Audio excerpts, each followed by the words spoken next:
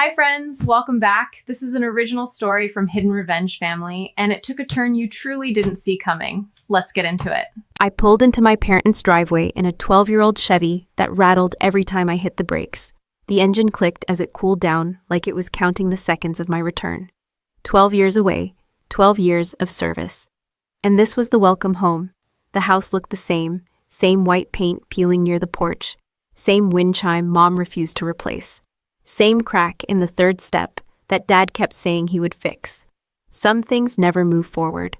I stepped out in jeans boots and a plain jacket. No medals, no insignia, just Maya the office clerk at some base nobody cares about. That was the story they knew. That was the story I let them believe. The front door opened before I reached it. Tessa stood there, first phone already in her hand, camera pointed at me like I was content. "Well, look who decided to clock out of the supply closet," she said, smiling at her screen before she smiled at me. "Guys, this is my sister. She's been doing paperwork in the military for what, a decade? 12 years, I said. She tilted her head. 12 years and still no house, no ring, no portfolio. That's commitment to mediocrity. I let that one pass. I've been yelled at by men with rifles. I can handle a PR executive with lip filler." She looked me up and down. "Are those the same boots from high school vintage? Very thrift store chic. Good to see you too, Tess." She stepped aside, still filming. "Come in, try not to scratch the floors. They're new." Inside the house smelled like expensive candles and something fried.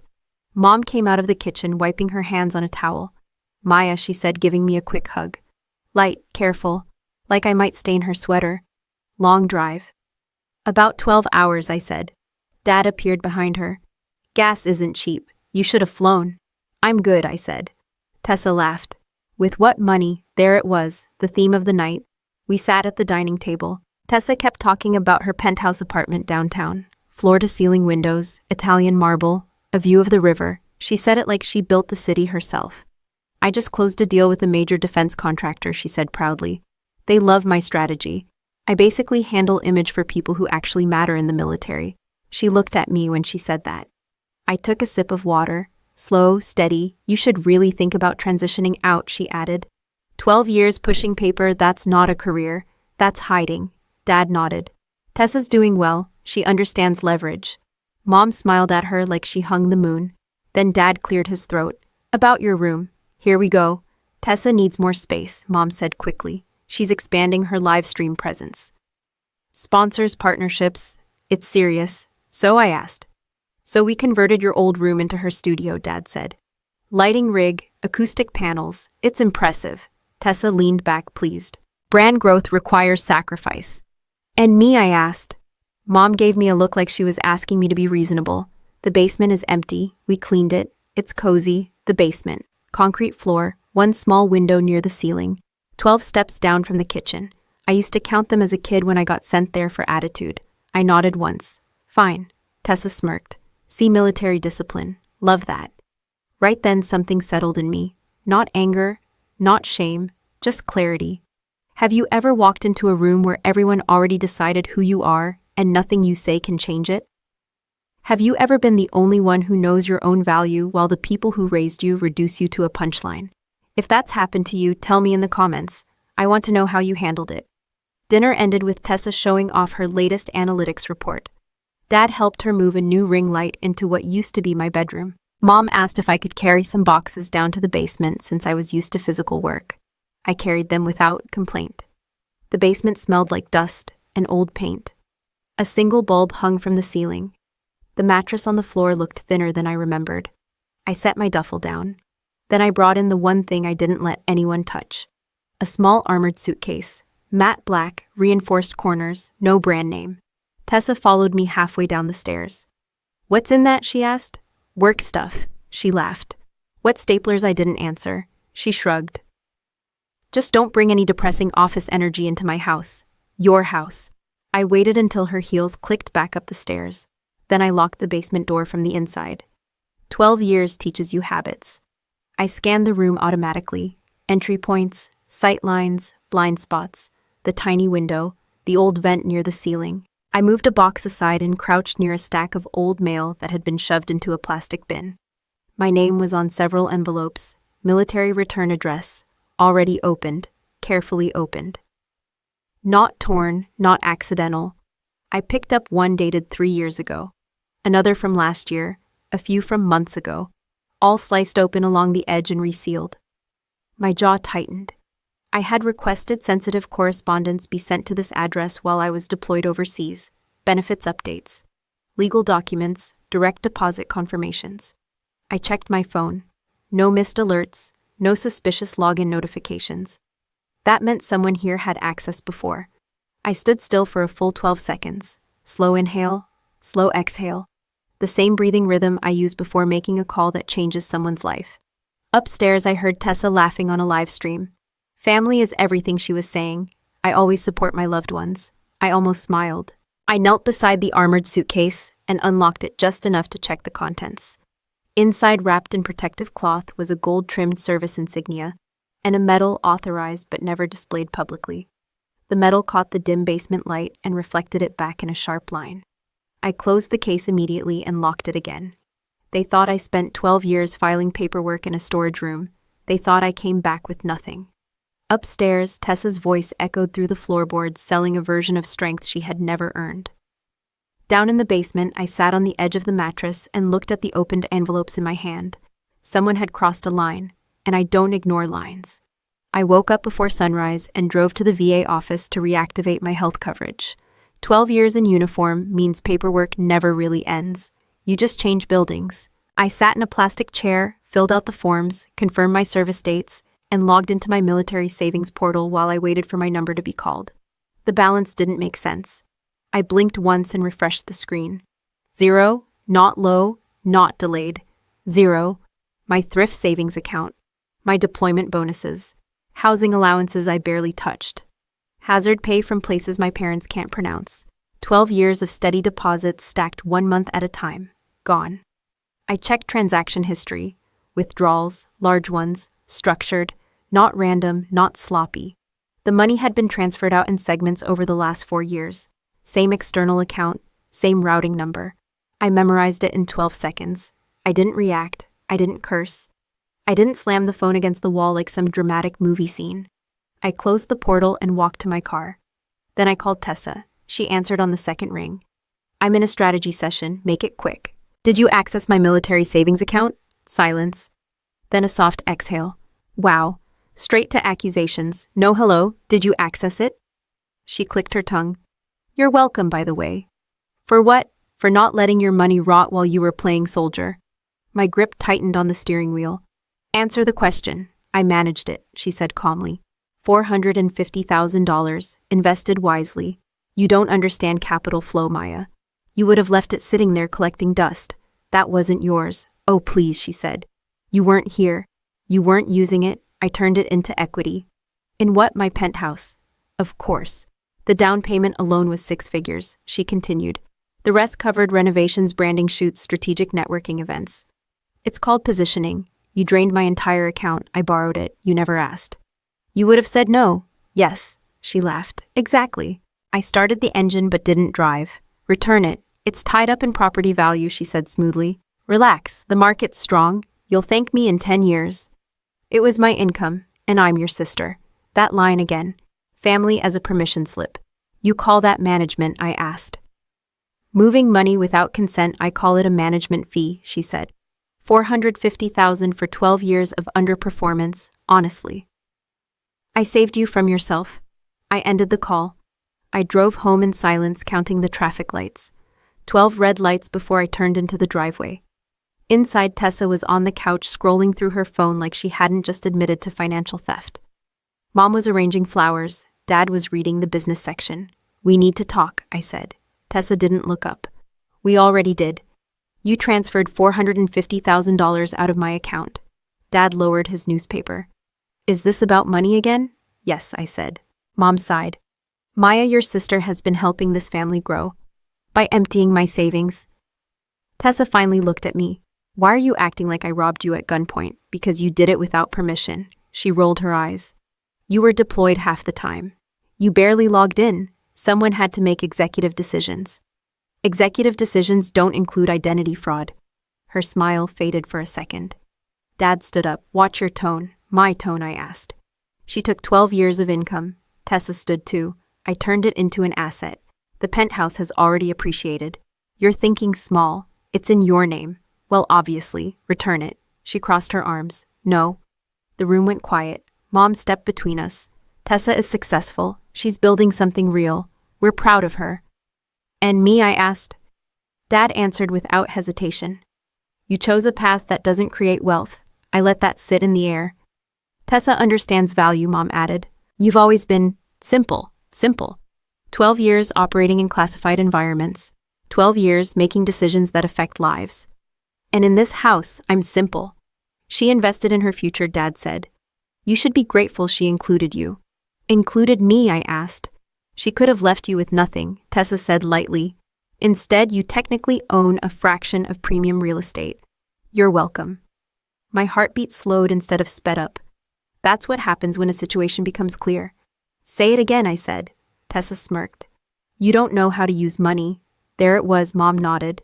She's always been the practical one. I looked at all three of them, not as family, as a situation. $450,000. Structured withdrawals, years of planning, no guilt, no attempt to hide once confronted. They didn't think they did anything wrong. That told me everything. I didn't yell. I didn't threaten. I didn't announce consequences. I just said, okay, Tessa blinked. Okay. She looked almost disappointed. I turned and walked down the 12 steps to the basement. Once the door was locked, I opened my duffel bag. Inside were tools I'm very familiar with.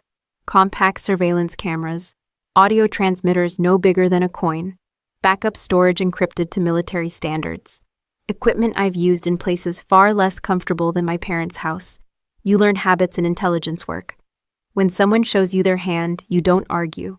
You observe. I mapped the house in my head. Entry points, high traffic zones, blind corners, kitchen, living room, hallway near Tessa's studio, the office where Dad keeps documents. I installed the first camera under the kitchen cabinet in less than 2 minutes.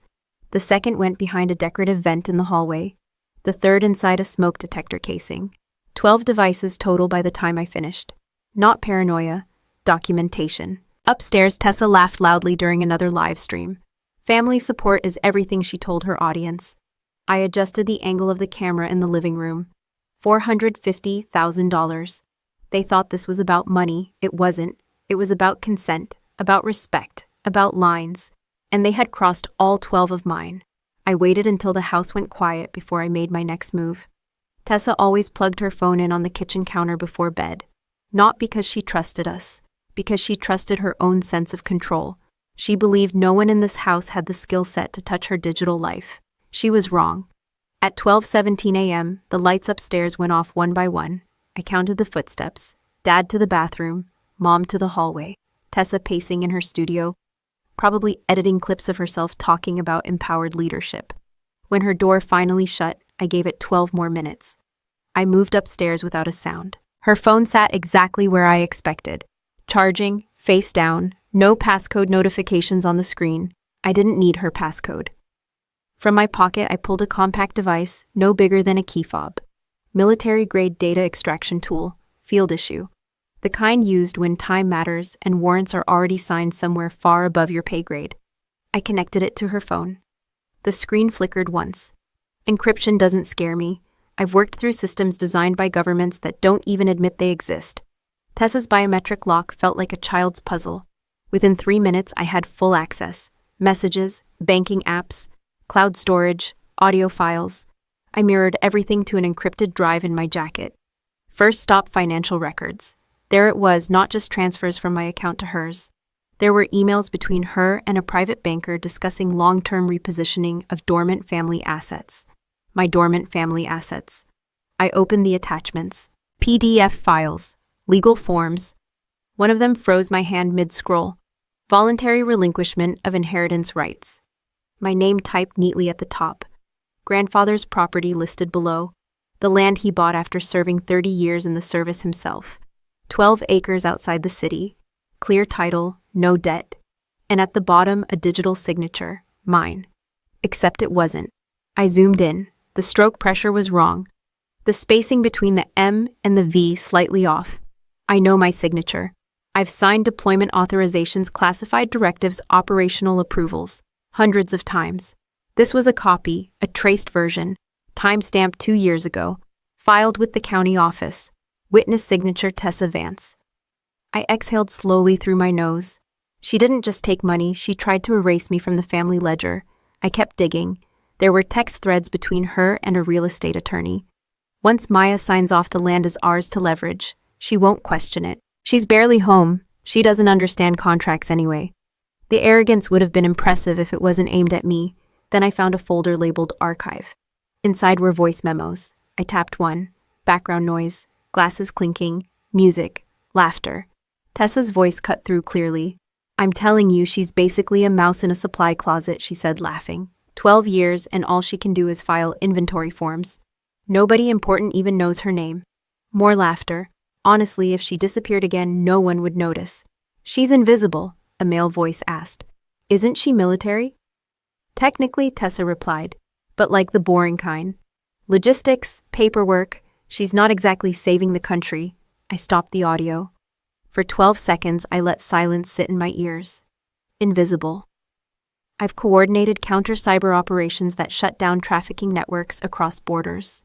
I've supervised teams tracking financial pipelines that funded hostile operations. I've briefed commanders who answer directly to the Secretary of Defense. Invisible. The truth is simple. I'm not an office clerk.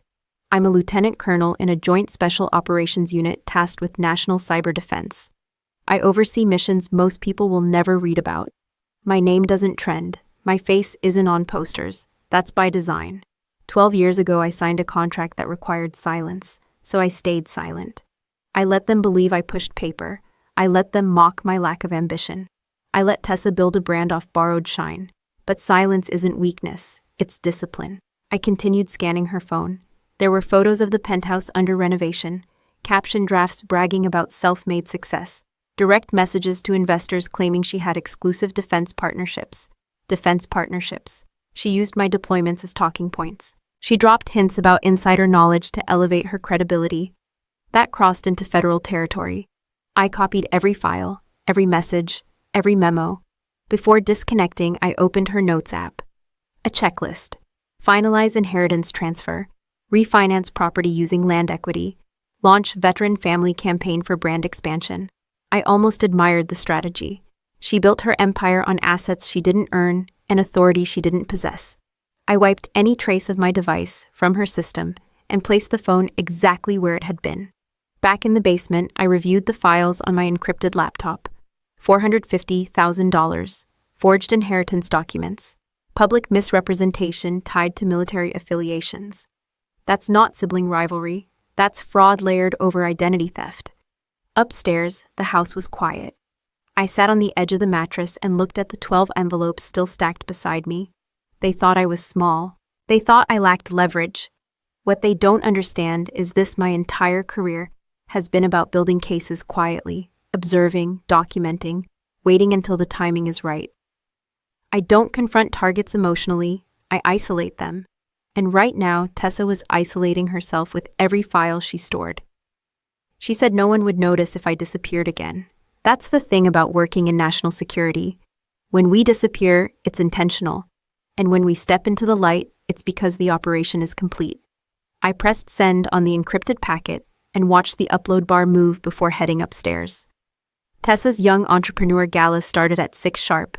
By noon, the house looked like a showroom. Caterers moved through the kitchen. A rented bar stood where our old dining table used to be. Floral arrangements replaced family photos. Even the crack on the third step had been covered with temporary paneling. Brand over history. Always. Tessa stood in the living room giving instructions like a general who had never seen combat. Lighting needs to be warmer. It flatters investors, she said. And someone hide that outdated bookshelf. It screams middle class. She noticed me halfway through her sentence. Oh good, she said. You're up. I live here, I replied. For now, she corrected. Mom walked over holding a folded black apron. Maya, we need a small favor. Of course. The catering staff is short one server, Tessa said smoothly. You can help. It'll be good for you. Good for me, how? To understand the value of real work, she said. You've been in a government bubble for 12 years. Time to reconnect with the real world. Dad nodded from the hallway. It builds character. I looked at the apron in Mom's hands. I didn't come home to wait tables at your networking party, I said. Tessa stepped closer. Don't be dramatic, it's just carrying trays. Smile, nod, don't talk too much. Think of it as field training. Field training, I almost laughed. Mom lowered her voice. Please don't embarrass us tonight, embarrass them. I took the apron, not because I agreed, because observation works best from inside the perimeter. By 5:30, guests started arriving. Luxury cars lined the street. Men in tailored suits, women in designer dresses. Everyone smelled expensive. Tessa moved through the crowd like she owned the air. I built everything from scratch, she told a group near the bar. No shortcuts, just strategy. I carried a tray of champagne flutes past her and kept my expression neutral. 12 years of discipline teaches you how to disappear in plain sight. I listened. Names of investors, mentions of defense contracts, casual references to classified insight. She used military language like seasoning, just enough to sound powerful, never enough to be specific.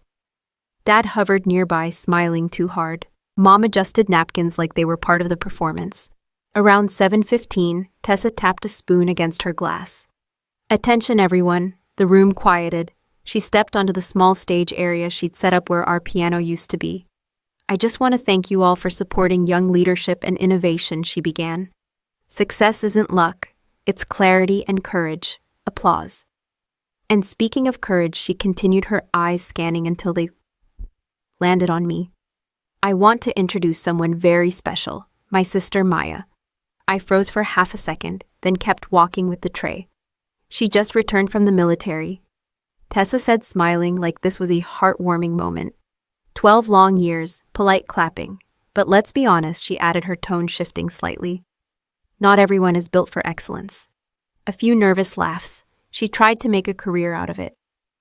Tessa went on, but some people aren't leadership material. Eventually, the system pushes them out. That was new. I stopped near the back wall. Yes, she said lightly. She was basically, let's say, reassigned. Not everyone can keep up. More laughter. Dad chuckled. Mom gave a tight smile. Tessa gestured toward me. So tonight she's helping us in a role that fits her strengths. Service. The word landed heavy. I felt every eye in the room shift toward me. See, Tessa said. We all have our place. The room laughed again, louder this time. For 12 seconds, I let the noise wash over me. I've been in briefing rooms where lives depended on my next sentence. I've stood behind one-way glass listening to targets underestimate me. This felt smaller. I adjusted the tray in my hands. Upstairs, my devices were recording everything. Down in the basement, my laptop was running a silent transmission. While Tessa soaked in applause encrypted, IP logs from her devices were being routed through secure channels to the appropriate military investigative office. Metadata attached. Financial transfers highlighted.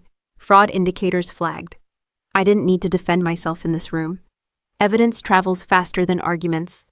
Tessa raised her glass. To ambition and to knowing your worth. The irony almost impressed me. I moved through the crowd again, refilling drinks. One investor stopped me. So you were in logistics? Yes, I said. He nodded politely. Important work. It is, I replied. Across the room, Tessa was posing for photos under a banner that read, Self-made visionary. Self-made. With my money, with my identity, with my silence. Mom brushed past me and whispered, try to smile. People are watching, I know, I said. That's the point. By 9 o'clock, the party was at full volume. Music, laughter, clinking glasses. Tessa stood at the center, glowing under rented lights. I checked my watch. 12 minutes since the final upload completed. Somewhere in a federal building, a file had just been opened. Tessa locked eyes with me from across the room and smirked. She thought she had control of the narrative. She thought humiliation was leverage. She thought I would react. Instead, I carried another tray of champagne and waited. Operations aren't about emotion, they're about timing. And the clock had just started ticking. I was reviewing the surveillance footage from the gala when the doorbell rang. It was 9:12 a.m. Tessa was already in full makeup, pacing the kitchen while arguing with someone on speaker about brand partnerships. Mom opened the front door. A man in a dark suit stood there, early 50s, clean haircut, posture straight enough to pass inspection, no flashy tie, no wasted movement. I'm looking for Maya Vance, he said calmly. Tessa leaned around Mom and looked him up and down. We're not accepting deliveries, she said. Leave it at the door. I'm not a delivery driver, the man replied evenly. My name is Kessler. The name registered immediately. Colonel Arthur Kessler, Military Legal Division, not someone who knocks casually. Mom frowned. Is this about unpaid bills? Tessa's head snapped toward me at the bottom of the stairs. Oh my God, she said. You didn't tell us you were in trouble. I walked up slowly.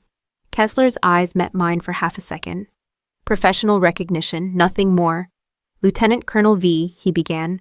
I cut him off gently. Maya is fine. He adjusted without missing a beat. Ms. Vance, I have official correspondence for you. He held out a thick red envelope. Tessa moved faster than I expected. She stepped between us and snatched it from his hand. Finally, she said, Reality check. Mom gasped. Tessa, don't open someone else's mail. She lives in our basement, Tessa replied. If it's debt-related, we deserve to know. Kessler didn't react. He just watched. Tessa turned the envelope over. Official seal, department insignia stamped in gold. She smiled. Look serious, she said. This is what happens when you pretend to have a career for 12 years. I held her gaze. Give it to me. Oh no, she said. We're all invested now. She tore it open, clean ripped down the middle. Paper slid out. She unfolded it dramatically. Her smile faded slightly as she scanned the first lines. Then she scoffed. What is this? Dad stepped closer. Let me see. She didn't hand it over. Instead, she laughed.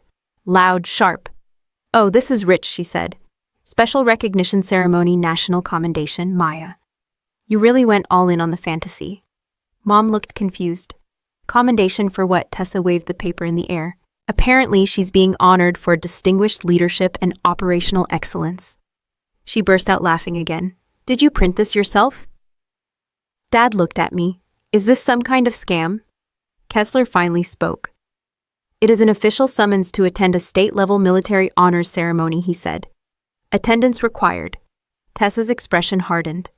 Attendance required, she repeated. Like she's important, she turned to me. You really expect us to believe this? I didn't answer. She looked back at the letter. Lieutenant Colonel Maya Vance. She emphasized the rank sarcastically. That's not even your job. Dad shook his head. You said you worked in an office. I do, I said calmly.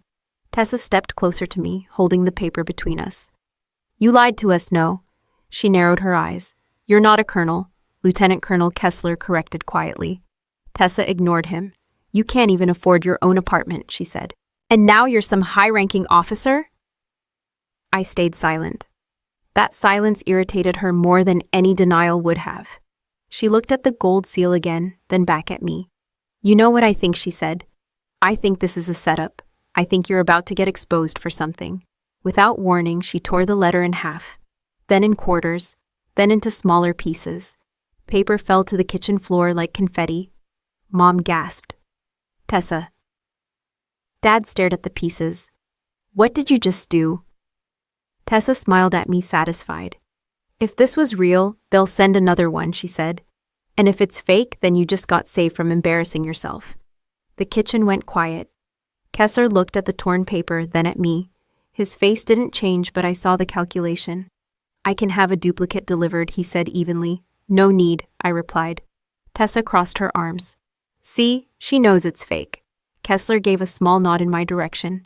We'll proceed as scheduled. He turned and walked out without another word. Mom looked at me. Maya, what is going on? I bent down and started picking up the pieces, one by one. There were 12 larger fragments. The gold seal had been split straight through the middle. Tessa watched me with a smug expression. Guess your big moment just got shredded, she said. I held one torn piece between my fingers and looked up at her. You just destroyed your last chance to apologize, I said quietly. She laughed. For what? Managing your life better than you ever could. I stood up slowly. You had options, I continued. You chose arrogance. Dad ran a hand through his hair. Can someone explain what's real here? It's simple, Tessa said. She's exaggerating her role, and now the truth is catching up. I slipped the torn pieces into my pocket. The ceremony would go on. Recognition doesn't disappear because someone rips paper. But symbolism matters. Tessa didn't just tear a letter, she publicly rejected the truth. and witnesses were present.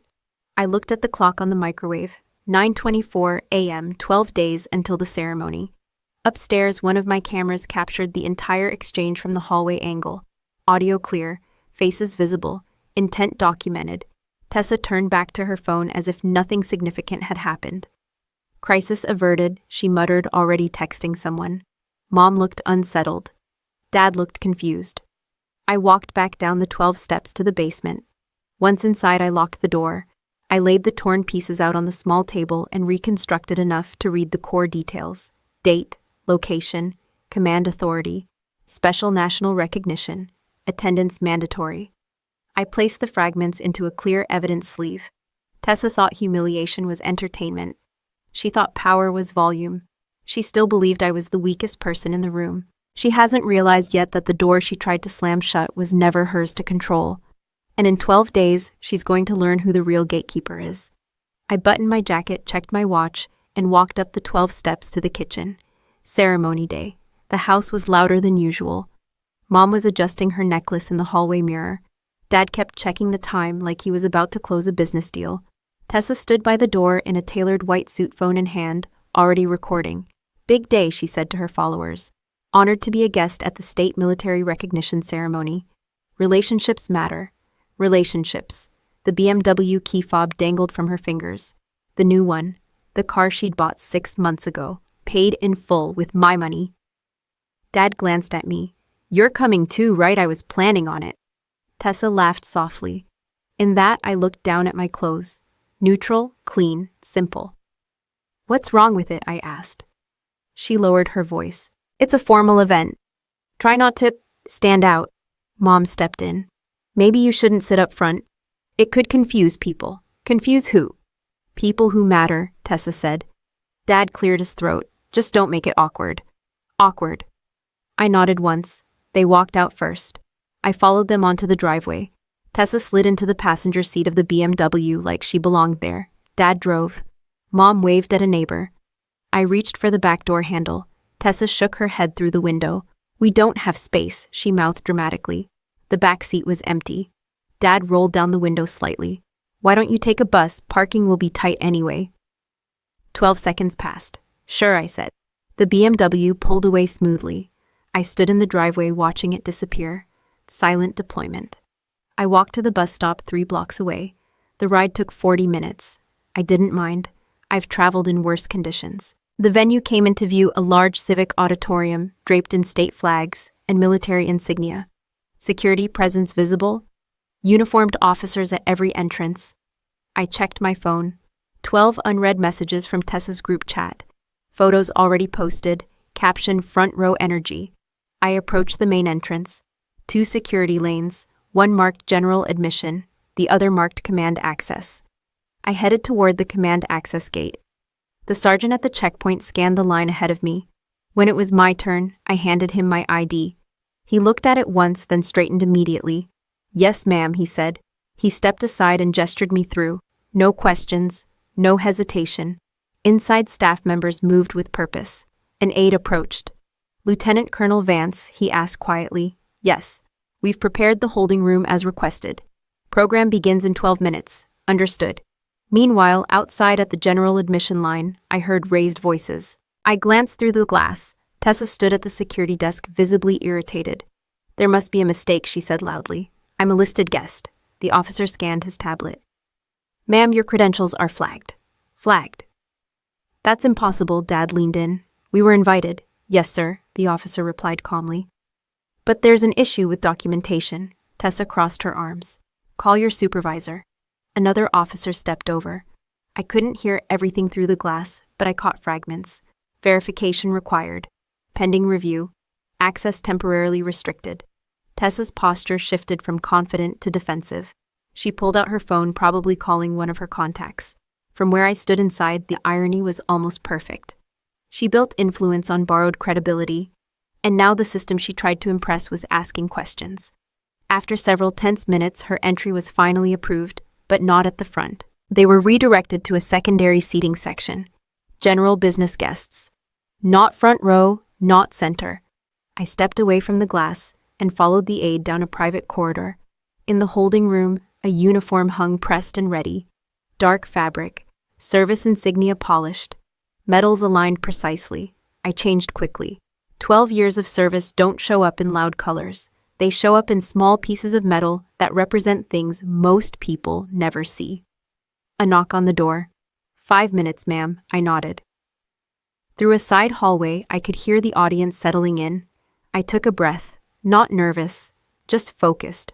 When I stepped out toward the backstage area, I caught sight of the main hall through a gap in the curtain, rows filled with officers, officials, business leaders. And there, 3 sections back on the right, was my family. Tessa adjusted her suit and whispered something to Mom, probably complaining about the seating. Her eyes scanned the room, confident again. Then she spotted me near the side corridor. Her eyebrows shot up. She leaned toward Dad and pointed. I could read her lips clearly. She snuck in. Dad frowned, confused. Tessa shook her head and laughed. Of course she did. From her perspective, that was the only explanation. I wasn't supposed to have access. I wasn't supposed to walk through restricted doors. I wasn't supposed to exist in spaces labeled command. The announcer's voice echoed through the hall. Please rise for the presentation of colors. The audience stood, so did my family. I adjusted my jacket once and stepped into position backstage. 12 minutes ago, I was just the sister who took the bus. Now I was exactly where I was supposed to be. Tessa still thought I slipped through a side door. She hasn't realized yet that some doors don't open unless your name is already on the list. I stayed in the shadows near the side of the stage and watched the room fill with rank and ego. The auditorium looked different from backstage. From here, I could see everything without being seen. Rows of decorated officers, state officials, business leaders in tailored suits. Flags lined the walls, cameras positioned at precise angles. Tessa sat in the business section, 3 rows behind the front command seating. Close enough for photos. Not close enough to matter. She held her phone up constantly. Selfie. Crowd shot, close-up of the stage. Caption drafts flashed across her screen. I could read her lips when she rehearsed them. Honored to support our nation's defenders. Support. Dad leaned toward her, trying to look important. Mom kept smoothing her hair and smiling at strangers, like proximity equaled prestige. My phone vibrated once. A text from Dad. Why are you standing back there? Another from Mom. You look out of place. Then Tessa. Stop hovering like a groupie. It's embarrassing. I didn't respond. I was in uniform now. Dark dress blues. Rank visible. Medals aligned. My name stitched clearly over my right pocket. But from their angle, I was partially blocked by a curtain. They couldn't see the details. Tessa zoomed in with her camera, probably trying to capture me looking awkward. Another message popped up. Tessa, you're acting like a pathetic tag-along, Dad. This is not your crowd, Mom. Please don't ruin this for your sister, 12 years of service, and I'm a tag-along. I silenced the phone. The lights dimmed slightly as the ceremony began. The master of ceremonies stepped to the podium, crisp voice, controlled pace. We gather today to recognize leadership, sacrifice, and service. Applause rolled through the hall. Awards were handed out first to community partners, a few business sponsors. Tessa clapped loudly for each one, leaning into photos like she was part of the inner circle. She whispered something to the woman next to her. I caught the phrase strategic defense relationships. I almost smiled. After the routine honors, the announcer's tone shifted. And now he said, pausing just long enough to build weight, we recognize an individual whose work has remained largely unseen. The room quieted. Tessa stopped typing. This officer led a multi-agency cyber operation that dismantled a cross-border corruption network and shut down financial channels supporting organized crime. Murmurs spread across the audience. My pulse stayed steady. For 12 years, this individual operated without public credit, without press coverage, without personal branding. A few officers in the front row exchanged looks of recognition. Tessa leaned toward Dad. That's the operation I told you about, she whispered confidently. My contact in defense worked on that. Dad nodded, impressed. The announcer continued. The network targeted military families, veterans, and state contractors. It siphoned millions through fraudulent property transfers and manipulated digital identities. Property transfers. Digital identities. I saw Tessa's posture shift slightly. The lead officer coordinated joint federal and state resources to trace, isolate, and neutralize the threat. Neutralize. That word always makes civilians uncomfortable. Tessa crossed her legs and adjusted her jacket, trying to look composed. The announcer paused again. This silent hero's leadership exemplifies discipline, restraint, and integrity. Silence filled the room.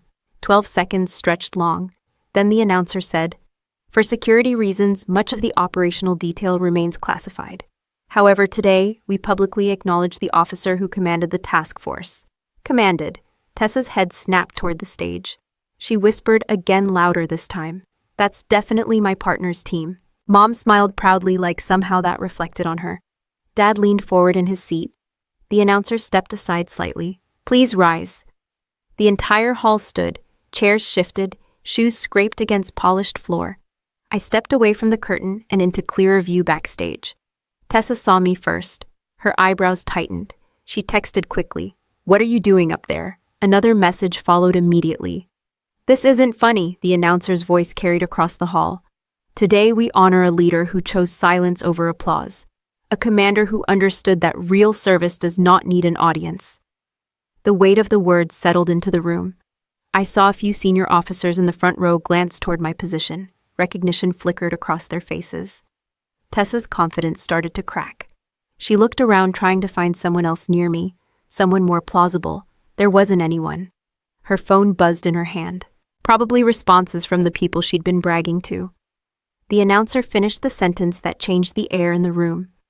"The officer who led this operation is here with us today." A pause. "Please prepare to recognize our silent hero." The hall held its breath. Tessa stopped smiling. For the first time since this started, she wasn't performing. She was calculating. And she still had no idea the person she mocked as invisible was about to step fully into the light. I stepped fully into the light as the side doors opened. Then he walked in. General Harrison. 4 stars on his shoulders. Perfect posture, controlled pace. The kind of presence that doesn't need introduction. The entire hall snapped to attention. Chairs pushed back in unison. Shoes aligned, spine straight. Tessa shot up from her seat so fast she nearly dropped her phone. This was her moment. I could see it in her face. She adjusted her jacket, smoothed her hair, lifted her chin. She believed she was about to be acknowledged.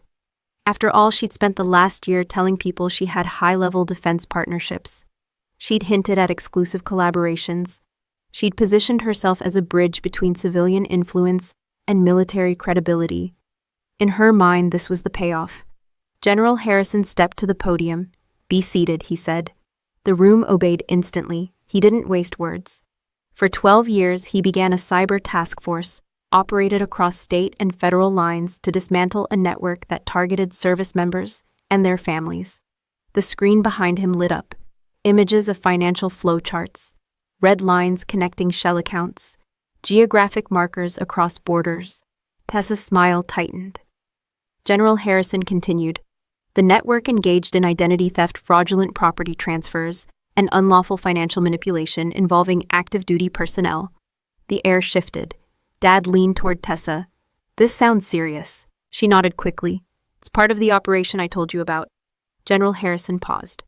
The commanding officer of this task force chose not to seek publicity, chose not to defend herself against personal attacks, chose discipline over ego. My phone buzzed once in my pocket. "Tessa, if this is about you, stop it right now." General Harrison stepped away from the podium, and instead of looking toward the business seating section, he looked directly at me. No hesitation, no confusion. He walked past the first row, past the second, past the section where Tessa sat upright, shoulders squared, ready to be called. He didn't even slow down. He moved straight toward the side of the stage, toward me. The entire hall followed his movement with their eyes. Tessa turned in her seat. Her expression shifted from anticipation to confusion. General Harrison stopped in front of me. He stood tall. Then he executed the most formal salute protocol allows. Sharp, precise, deliberate. "Lieutenant Colonel Vance," he said clearly, his voice carrying through the hall without a microphone. "Mission accomplished." The words landed like a controlled detonation. For a split second, there was silence. Then the room erupted in applause. Not polite applause. Standing, sustained recognition. I returned the salute. Professional, controlled. Tessa's face drained of color. Her mouth opened slightly, but no sound came out. The screen behind us changed. A photograph appeared. Me in full operational uniform. Metals visible, name clear. Another image followed. A timeline of the cyber operation, dates spanning 12 years. Another slide. Highlighted financial transfers. $450,000. Account numbers, transfer logs. The routing number I memorized on day one. Another slide. The forged inheritance document. Digital comparison overlay of my real signature versus the altered one. Red circles marking discrepancies. Tessa's hands began to shake. Dad looked from the screen to me, then back to the screen. Mom's hand covered her mouth. The announcer spoke again. The investigation uncovered internal exploitation of a service member's financial assets and attempted fraudulent property acquisition. Internal, exploitation, fraudulent, every word precise. The evidence wasn't theatrical, it was factual, documented, time-stamped, verified. The screen zoomed into a still image from a voice memo transcript. Text displayed clearly. She's basically a mouse in a supply closet. If she disappeared again, no one would notice. The date beneath it. 2 months ago, Tessa stumbled backward into her seat. Her knees didn't fully hold. She gripped the armrest as if the chair might move away from her. The people sitting beside her shifted uncomfortably. Phones that were once pointed at the stage slowly lowered. General Harrison stepped back toward the podium. "Service is not branding," he said calmly. "Integrity is not optional. No raised voice, no drama, just authority." I stood in place, posture steady. 12 years, 12 deployments, 12 times I chose silence over recognition. And now truth was standing in uniform. Tessa shook her head repeatedly, whispering something I couldn't hear. Dad leaned toward her urgently. Mom looked like the room had tilted. The final slide appeared. A simple statement. Charges pending financial misappropriation, identity fraud, document forgery. Under it, one-line referral to Military Criminal Investigation Division. The applause didn't stop immediately. It faded, gradually replaced by a different kind of silence. The kind that follows exposure. General Harrison stepped beside me. He didn't look at Tessa. He didn't need to. The evidence had already done that. He turned slightly toward the audience. Lieutenant Colonel Vance's restraint under personal provocation reflects the discipline we expect from our leaders. Restraint. That word mattered. I didn't fight back publicly. I documented. I didn't scream. I built a case.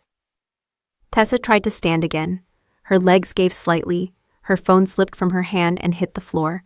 The screen cracked on impact. For someone who lived through a lens that felt symbolic, I kept my eyes forward. Professional, controlled, unmoved, because this wasn't revenge. It was correction. And correction doesn't require anger. It requires evidence. Tessa looked up at me from across the hall. For the first time in 12 years, she saw me. I walked off the stage as the applause faded and the side doors opened again. 2 Military Criminal Investigation Division agents were already waiting near the aisle where Tessa sat. Professional, calm, no drama.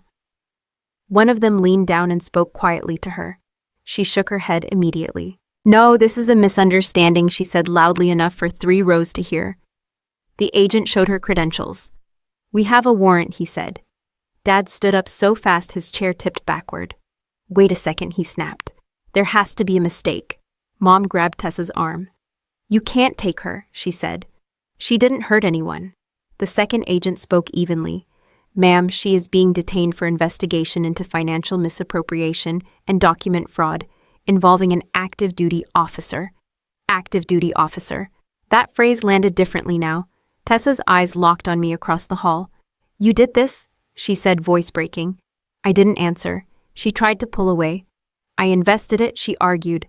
"It wasn't theft." One of the agents secured her wrists with cuffs. Clean motion, no force beyond what was necessary. The sound of metal clicking into place echoed louder than any speech that night. 12 years of silence. Now 12 seconds of reality. Mom started crying. Dad looked at me like I had personally designed the justice system. "How could you let this happen?" he demanded. "Let." That word again. I stepped down from the side platform and approached them slowly.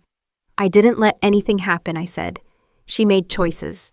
Mom wiped her face with shaking hands. "She's your sister," she pleaded. "Family forgives." "Family doesn't forge signatures," I replied. Dad lowered his voice. You have influence, he said. Use it. Call someone. Fix this. This isn't a parking ticket, I said. It's a federal case. Tessa's composure cracked completely. I was building something, she shouted. You were wasting your life hiding. I repeated. You could have told us who you really were. You never asked, I said. The agents began escorting her toward the exit. Mom followed crying. Dad turned back to me one more time. You're really going to let your own sister face prison? I looked him directly in the eye. She didn't hesitate when she emptied my account, I said. She didn't hesitate when she forged my name. She didn't hesitate when she tried to erase me from Grandpa's land. His expression faltered. I reached into my pocket and pulled out a small smart key. Dad frowned. What is that, the house, I said. Mom stopped crying long enough to look confused. What about it, she asked. It's not yours. Silence. Dad laughed nervously. Of course it's ours. We've lived there for decades. Grandpa updated his will 12 years ago, I said. He transferred the deed to me before his final deployment review. Dad's face went pale. That's not possible, he said. It is, I replied. The document Tessa forged was meant to override the real transfer. Mom shook her head slowly. No, she whispered. He would have told us. He told me, I said. 12 years ago. The same year I signed my commission papers. Grandpa believed in preparation, in quiet strength, in documentation. I pressed the reset button on the key. A confirmation alert flashed on my phone. Property access revoked. Security lock engaged. Utility accounts reassigned. The house, every lock, every system shifted ownership status. Dad's phone buzzed at the same time. He pulled it out and stared at the notification. Access denied. Mom's phone chimed too. Tessa froze mid-step between the agents. What did you just do, she asked. I enforced boundaries, I said. Dad looked furious. You're locking us out. I'm protecting what's legally mine. Mom stepped toward me. We are your parents, she said through tears. You can't do this. Family is built on respect, I said evenly, not exploitation. The agents continued guiding Tessa toward the exit doors. The night air outside felt colder than it had earlier. An armored unit SUV waited near the curb, engine running, driver in uniform. 12 years of service doesn't end with applause. It continues. Tessa turned one last time. You think this makes you powerful, she said. No, I replied. It makes me finished. She was placed in the vehicle, the door shut firmly. Dad stood on the sidewalk staring at me like I'd become a stranger. Mom clutched her purse with both hands. You're really walking away, she asked. I'm walking forward, I said. I walked to the SUV. The driver opened the rear door for me. Before getting in, I paused and looked at them one final time. 12 years ago, I left this house to serve something bigger than myself. They laughed at that choice. They mocked the discipline, the sacrifice, the silence. Now the consequences were visible. I stepped into the vehicle. The door closed. As we pulled away, I looked through the side mirror. Dad and Mom stood on the sidewalk, small, uncertain. The BMW sat parked under a streetlight. For the first time, it didn't look impressive. It looked expensive. There's a difference. They mocked 12 years of my service. Now there may be 12 years of legal consequences ahead for choices they defended. Respect can't be bought with stolen money. It's built with integrity. If you were in my position, would you have done the same, or would you have protected family at the cost of your own dignity? Tell me what you believe real loyalty looks like, and subscribe. If you believe justice should never depend on who shares your last name. I didn't go back to the house that night. Technically, it was mine. Legally, the deed had carried my name for 12 years, but ownership and belonging are not the same thing. I stayed on base instead. For the first time in a long time, the noise stopped. No live stream voices upstairs. No comments about my lack of ambition. No subtle reminders that I was the least impressive person in the room. Just quiet. I've lived in silence most of my adult life. Operational silence. Classified silence. The kind of silence where you don't post, don't brag, don't explain. You execute and move on. But there's another kind of silence. The kind where you let people talk over you. The kind where you let someone redefine your value because correcting them feels exhausting. For 12 years, I mastered the first kind. And for 12 years, I tolerated the second. There's a difference. Professional silence is discipline. Personal silence can become permission. I told myself I didn't need validation, that my record spoke for itself, that one day the truth would surface. And it did. But here's what I've learned: you don't get extra credit for letting people disrespect you quietly. Silence is powerful when it's strategic. It's dangerous when it's avoidant. Tessa didn't steal $450,000 overnight. She didn't forge my inheritance documents in one bold move. She tested boundaries first. Small jokes about my job, comments about my income, little decisions made on my behalf. Each time I let it pass, because compared to what I deal with at work, it felt small, but small disrespect compounds. Just like money, just like interest, 12 years of deposits into the wrong account. If you're watching this and thinking, I don't want conflict, I understand. I don't like drama. I don't raise my voice. I don't fight for attention, but avoiding conflict doesn't eliminate it. It delays it. And delayed conflict grows teeth. One of the hardest lessons I learned isn't about money, it's about narrative. If you don't define your own role, someone else will. Tessa called me a supply clerk long enough that even my parents believed it. Why? Because I never corrected it. Not publicly, not firmly. I told myself it didn't matter. But perception shapes behavior. When people believe you are small, they feel comfortable stepping over you. When people believe you lack leverage, they feel safe exploiting you. Competence does not automatically command respect. Clarity does. You can be the most capable person in the room and still be dismissed if you refuse to own your space. That doesn't mean you brag. It means you don't let lies stand unchallenged. Another lesson: documentation beats outrage. I could have screamed the night I saw my account balance at zero. I could have confronted Tessa in front of everyone at that gala. It would have felt good for about 12 seconds. Then what emotion feels powerful? Evidence is powerful. If you're dealing with family and money, here's something practical: never share passwords. Never allow informal management.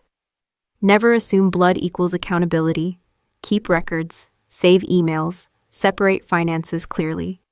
If someone pressures you to merge accounts without structure, that's not trust. That's risk.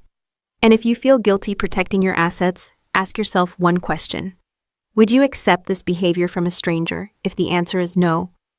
Why are you tolerating it from someone who claims to love you? Guilt is one of the most effective control tactics in families. You owe us. We sacrificed for you. Don't be selfish.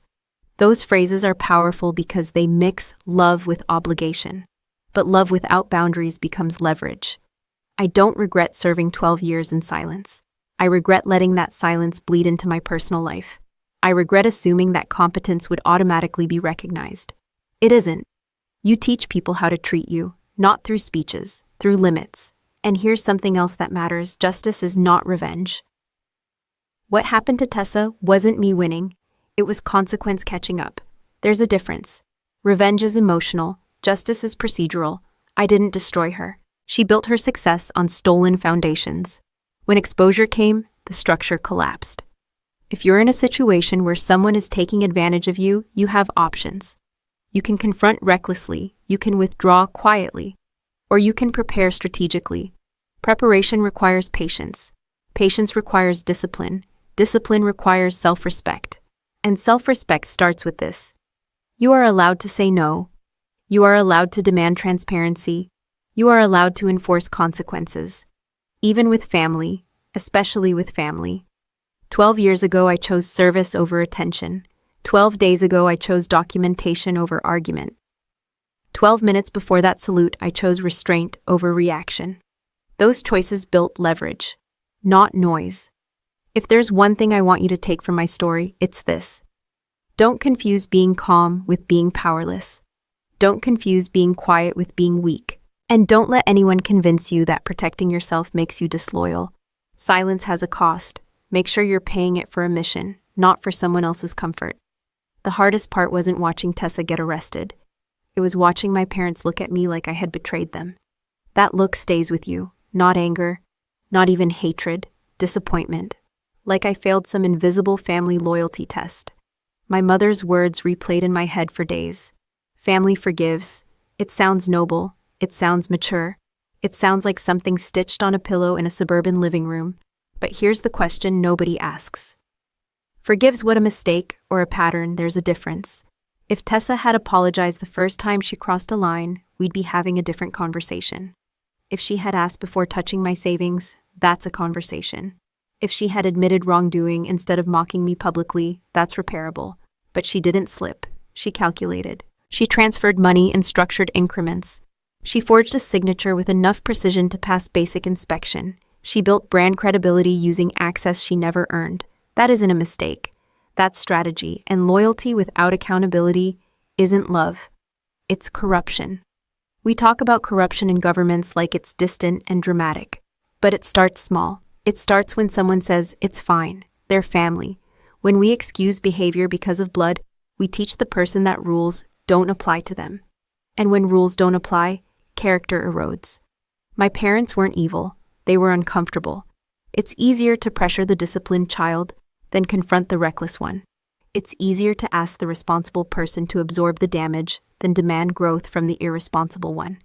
That's how families create imbalance. One child becomes the shock absorber. The other becomes untouchable. I played shock absorber for 12 years. No more. Another lesson I had to learn the hard way. Guilt is a weapon. Not always loud. Not always obvious. Sometimes it sounds like this: we sacrificed for you. You owe us. Don't tear the family apart. Pay attention to that last one. Don't tear the family apart. Notice how accountability becomes destruction.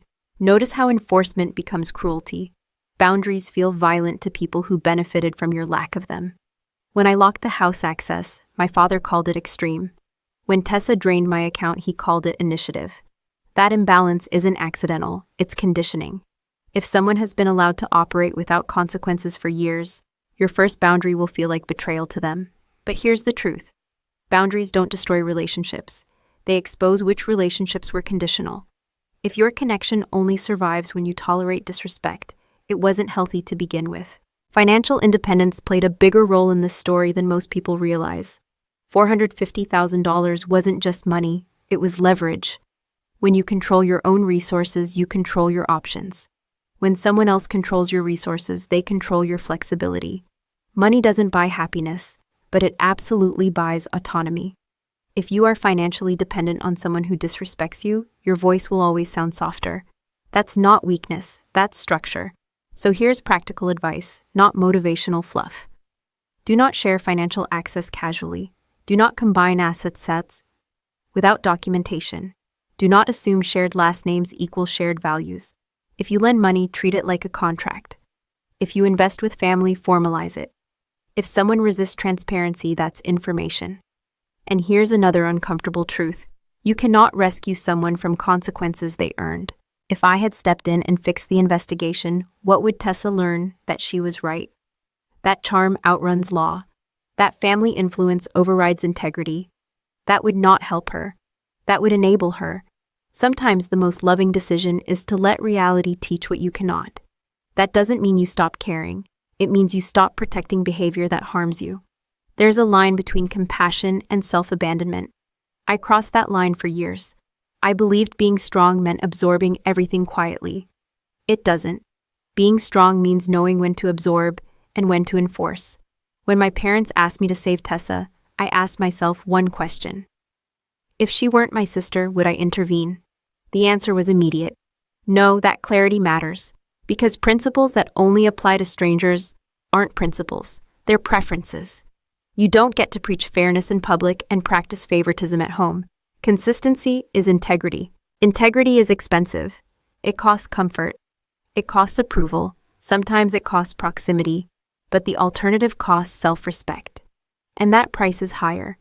If you're watching this and you feel torn between loyalty and self-protection, I want you to think about this carefully.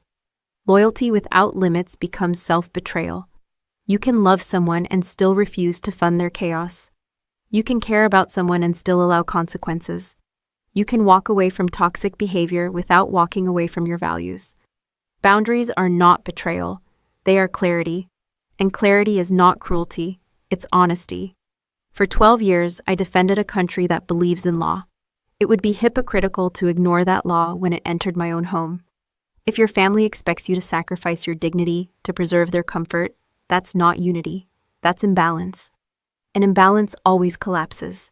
Not because someone enforced a boundary, but because someone refused to grow within it. The loudest moment of my life lasted less than 60 seconds. The salute, the applause, the screens lighting up with proof. After that, everything went quiet again. And honestly, that's where I'm most comfortable.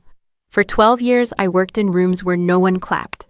No cameras, no hashtags, no proud of you posts, just briefings, decisions, consequences. Real power rarely looks impressive from the outside. It looks boring, it looks repetitive. It looks like showing up every day and doing the right thing even when no one is watching.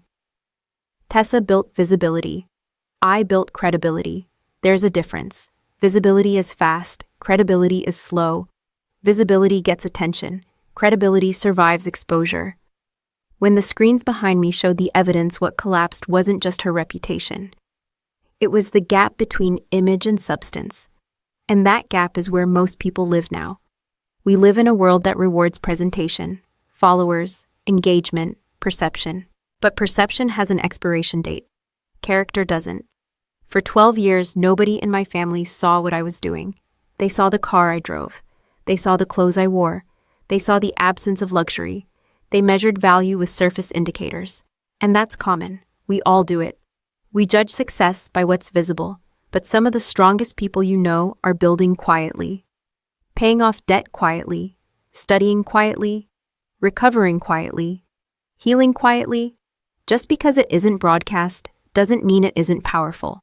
Here's something I've learned in uniform: noise and strength are not the same thing. The loudest person in the room is rarely the most capable. The person who needs constant validation is usually compensating for something unstable. Real strength is steady. It doesn't need applause to continue. It doesn't collapse under scrutiny. Tessa's mistake wasn't ambition. Ambition is fine. Her mistake was building ambition on shortcuts. She wanted status without foundation, influence without responsibility, recognition without restraint. And when pressure came, there was nothing underneath to support it. If you're building your life right now, ask yourself a simple question. Am I building something that survives exposure? If someone examined your finances, your contracts, your ethics, your promises, would they hold? Or would you panic? Exposure is not the enemy. Exposure is the audit. And audits reveal structure. Another thing I want to make clear. Justice is not revenge. Revenge is emotional. Justice is procedural. I didn't celebrate when Tessa was arrested. I didn't feel triumphant when the house access transferred. I felt resolved. That's different. Revenge seeks to inflict pain. Justice restores balance. There's no high after justice. There's stability. If you're holding on to anger towards someone who hurt you, I understand that instinct. But anger is heavy. Documentation is lighter. Planning is calmer. Growth is cleaner. The most satisfying outcome isn't watching someone fall. It's realizing you no longer need to prove anything. When General Harrison saluted me, it wasn't about humiliation. It wasn't about embarrassing my sister. It was about acknowledgement of work done in the dark. And that acknowledgement didn't change who I was. It revealed who I had already become. Respect doesn't arrive because you demand it. It arrives because you embody consistency. It arrives because you keep your word when it's inconvenient, because you follow law even when it hurts your own circle, because you don't sell integrity for applause. If you are in a season where nobody sees your effort, keep going. If you feel underestimated, don't shrink, improve. If people misjudge you, correct the record when necessary, but don't chase approval. Approval fades. Skill compounds. Character compounds. Discipline compounds. Just like money, just like reputation. 12 years ago, I left home without status. 12 years later, I returned with clarity. Not about my rank, not about my medals, about my boundaries, about my standards, about who I am when nobody is clapping. You don't need a 4-star general to validate your worth. You need alignment between your actions and your principles. That alignment is what carries you when rooms turn quiet again. And they always do. If there's one final thing I want you to remember, it's this. Don't measure your progress by who is impressed. Measure it by who you are becoming when no one is watching. They laughed at 12 years of quiet service. Now those same 12 years stand as proof of discipline, restraint, and strength. And strength built in the dark doesn't disappear when the lights turn off. It's still there, solid, unshaken, exactly where it was forged. Final note. This story is a work of fiction, but the valuable lessons we discuss are entirely real and continue to happen to many people every day. If this style isn't for you, that's perfectly okay. please feel free to look for other content that better suits your needs.